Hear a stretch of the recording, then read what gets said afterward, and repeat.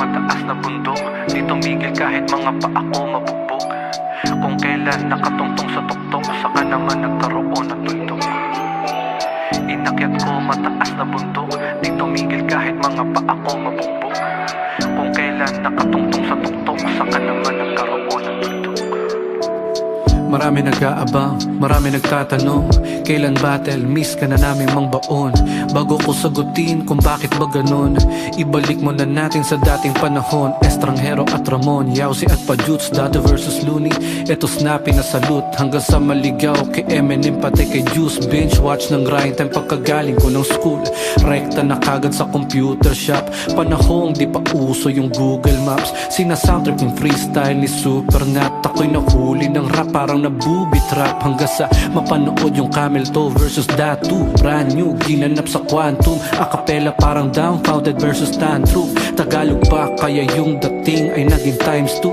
Tinignan ko kung may Facebook sila, gusto ko na malaman kung meant to be ba. Di lang simple na asaran parang buti nga inisip lang yung legacy may A to Z pa. 2010 kalabang ko si Harlem T, B-A-T-T-L-E-R-A-P. Komedyante na rapper parang Michael V. Nagapi ng unang salang pero ice lang G. Ako'y OG parang Obi-Wan Kenobi. Unang TF ko noon kay Daddy Jody, 500 pesos yung inabot kay Toti. Pasimple low-key palihim parang Shinobi. Unang laban ko 17 anyos, nung natalo winning streak na pagkatapos. Paano pa pag yung degree ay nairaos? Rap ang pinili, pinag-isipan ng maayos. Pagbaba ng barko, wala nang doubt, nilabanan ko kagad si Brian Lau. Imbis na magtik-tik kalawang mamili ng weak na kalaban, ang gusto ko pick na agad bakbakan sa south. Nababad ng gusto, lalong pinahusay. Isang 2x2, tatlong isa buhay. Naihanay ako sa mga tunay, yung bata na nag-solo flight nun sa Malugay. Dumaan ng pandemya, handa pa rin gumera, kaso ba't may hurado na nagpapalitan ng pera? Nag-iba yung sistema, walang tinatalo. Di na ata to yung liga na kilala ko. Fast forward 2022, laban ko kay Sinyo, ready execute. Yung lugar sobrang grimy, pwede MB shoot. Binuhos ko, walang natira miski na residue.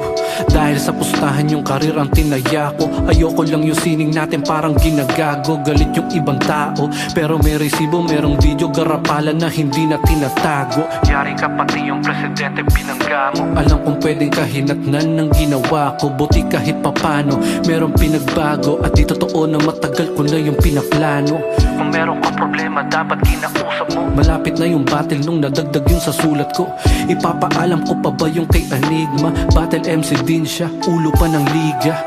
Yung pagkatalo raw kay Goryo ay dinadamdam. Di nakuha kampyonato na inaasam, liga ay sinasaktan. Tangin ang pustahan yan, dahil sa utang na loob hinahayaan lang. Yung pusta 1,000,000, alam kong talo na ako. Dagdag mo pa gawain nung mga hurado. Tensyonado, emotion, pressure, halo-halo. Kaya sa entablado, nagmukha akong parumbado. Lumipas ang 3 taon, siguro nawala na yung mga tampo ngayon. Flip top anniversary, nag-ayam pumunta doon para magpakumbaba at masabi ko yung rason. Walang driver si Loons kaya di nakasabay. Sumama ko kay Zaki, sa grabay sumakay. Kahit di imbitado, pumunta pa sa Y para personal mag-sorry at makipagkamay. Bumili ng sariling alak at ng mangunguya para di masabi na ang kapal naman ng mukha. nandun din lahat ng pasimple na nangungutya, pero baliwala, good label yung tinutungga. Hinintay ko siya, baka lang na traffic, pati si Luns wala pa. Ba naman yan awit, tinawag na bantay, si Enigma daw nagalit. At ang sabi sa akin, pinapaalis ka ni Arik. ang sabi ko, ganun ba? Di na ako nagtanong pa. Sana lang hinarap niya ako, gusto kong mga musta. Kahit di nabigyan ng laban ay wala akong pake. Basta matapos yung gabi na maayos kami. Kaso eto na yung ending ni Tanga. Pero ang bait ni Kuya Dennis talaga. Ba't ka pa pumunta? E-ekis ka na nga, Diyos nga nagpapatawad, ay 80s ka pala. Tinanggap ko kahit na masakit, at least malinaw na din ako makakabalik. Na miss ko yung yanig, pagod at stress, lang kong maraming sabik.